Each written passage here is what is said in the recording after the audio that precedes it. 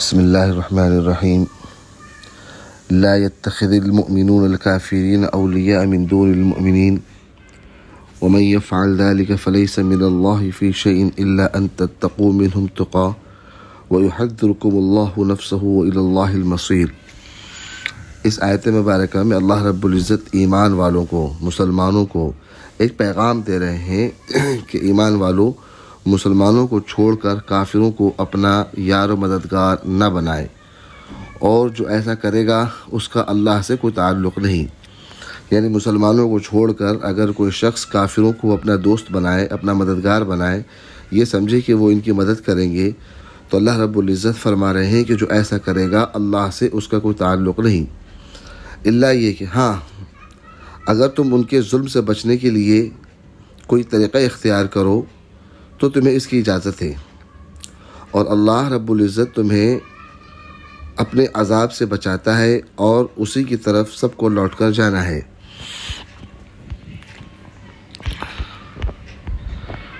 قل ان تخفوا ما في صدوركم او تبدوه يعلمه الله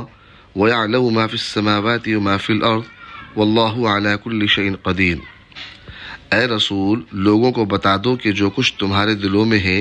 تم اسے چھپاؤ یا ظاہر کرو، اللہ اسے جان لے گا، اور جو کچھ آسمانوں میں ہے اور جو کچھ زمین میں ہے وہ سب جانتا ہے، اور اللہ رب العزت ہر چیز پر قادر ہے۔ یوم تجد کل نفس ما عملت من خیر محضرا وما عملت من سوء تود لو ان بینها وبینه امدا بعیدا ویحذرکم اللہ نفسہ واللہ رؤوف بالعباد۔ اور وہ دن یاد رکھو جس دن کسی بھی شخص نے نیکی کا جو کام کیا ہوگا اسے اپنے سامنے موجود پائے گا، اور برائی کا جو کام کیا ہوگا اس کو بھی اپنے سامنے دیکھ کر یہ تمنا کرے گا کہ کاش اس کے اور اس کے بدی کے درمیان، یعنی انسان کے اور اس کے برے اعمالوں کے درمیان بہت دور کا فاصلہ ہوتا۔ اور اللہ رب العزت تمہیں اپنے عذاب سے بچاتا ہے۔ اللہ رب العزت اپنے بندوں پر شفقت کرنے والے ہیں، یعنی اللہ رب العزت اپنے بندوں پر بڑے مہربان ہیں۔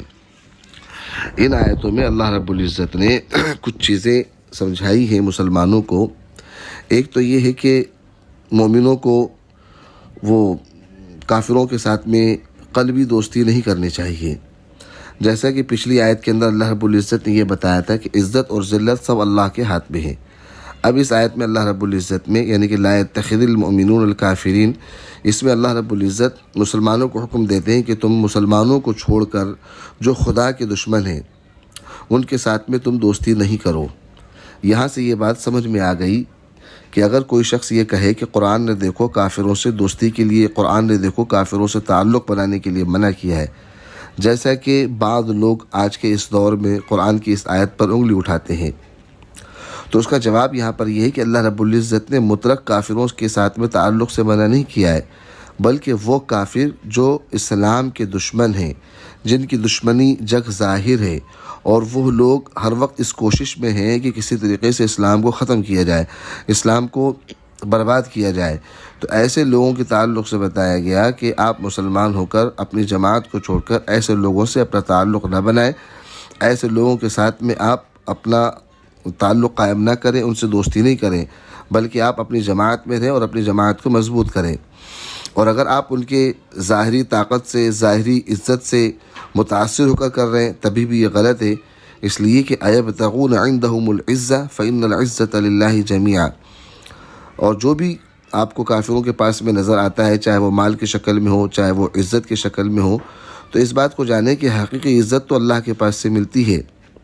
اور دوسرا، مفسرین نے خود واضح کر دیا کہ اگر کسی وقت مجبوری کی وجہ سے یا دشمنوں کے شر سے بچنے کے لیے، ان کے فساد سے بچنے کے لیے ظاہری طور پر ان کے ساتھ میں موافقت کرنی پڑے، تو اس میں اسلام نے کبھی منع نہیں کیا ہے کہ آپ ان کے ساتھ میں اپنا تعلق قائم کر سکتے ہیں، آپ ان کے ساتھ میں اپنا میل ملاپ رکھ سکتے ہیں، لیکن قرآن نے جو منع کیا ہے وہ ایسے لوگوں کے تعلق سے منع کیا ہے جو کلی طور پر مسلمانوں کو اپنا دشمن سمجھتے ہیں اور مسلمانوں کو تکلیف پہنچانے میں لگے رہتے ہیں۔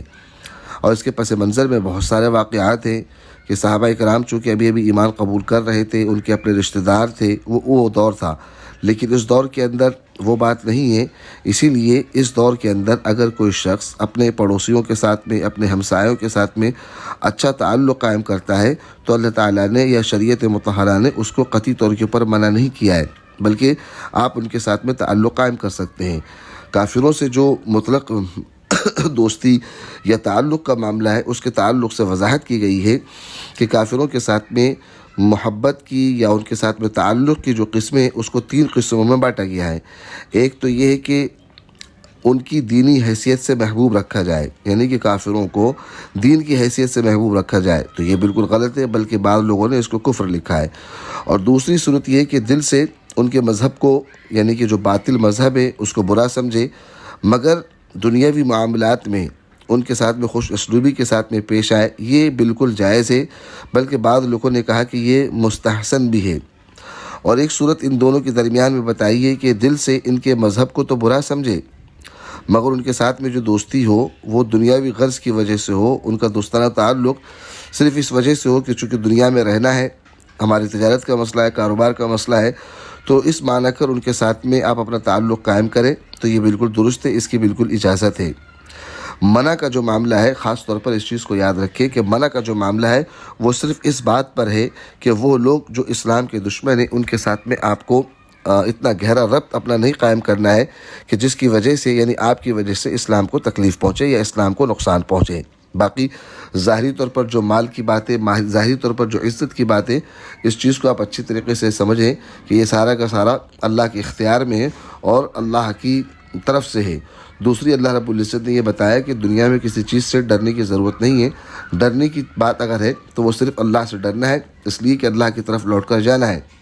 اور دوسرا یہ بھی بتا دیا کہ آسمان اور زمین میں جو کچھ ہے وہ سب اللہ رب العزت جانتے ہیں، اس لیے تمہارے دلوں کے اندر اگر کوئی بات ہے اور تم زبان سے کچھ اور کہتے ہو تو یاد رکھو کہ زبان سے کہہ رہے ہو وہ ایک الگ بات ہے، لیکن جو دل میں اللہ رب العزت اس کو خوب اچھی طریقے سے جانتے ہیں۔ اور اگر دل میں کوئی ایسی بات ہے جو اسلام کو تکلیف پہنچانے والی ہے یا اسلام کو نقصان پہنچانے والی ہے تو یاد رکھو کہ اللہ کے علم میں سارا سب کچھ ہے، اللہ تعالیٰ کی پکڑ بڑی خطرناک ہے۔